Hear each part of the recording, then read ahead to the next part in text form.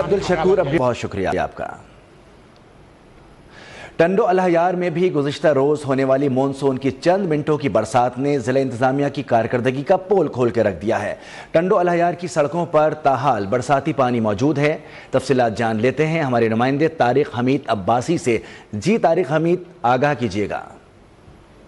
دن بات کی جائے تو مونسون کی طوفانی برسات کی تو ٹنڈو الحیار اور اس کے گرد و نواح کے علاقوں میں گزشتہ روز موسلا دھار بارش کا آغاز ہو چکا تھا۔ چند منٹوں کی برسات نے ضلع انتظامیہ کی کارکردگی کا پول کھول کے رکھ چکا تھا۔ ٹنڈو الحیار کے نشیبی علاقے ہوں یا ٹنڈو الحیار کی مین شاہراہ ہوں، اس کے اوپر برساتی پانی جمع ہو چکا تھا۔ اس وقت بھی Hyderabad road, Mirpurkhas road, چمبر road, بکیرا road, امیروا road پر بھی برساتی پانی جمع ہو۔ ٹنڈو الحیار کی جو کالونیاں ہیں ان کے اندر بھی پانی جمع ہے۔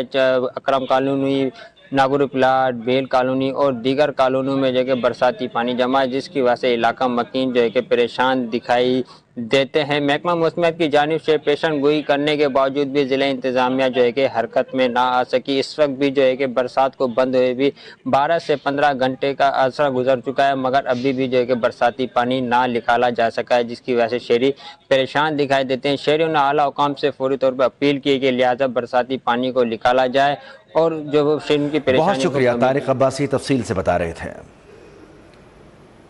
سانگھڑ اور گرد و نواح میں تیز اور ہلکی بارش کا سلسلہ جاری ہے۔ شدید گرمی اور حبس کا زور ٹوٹ گیا۔ اس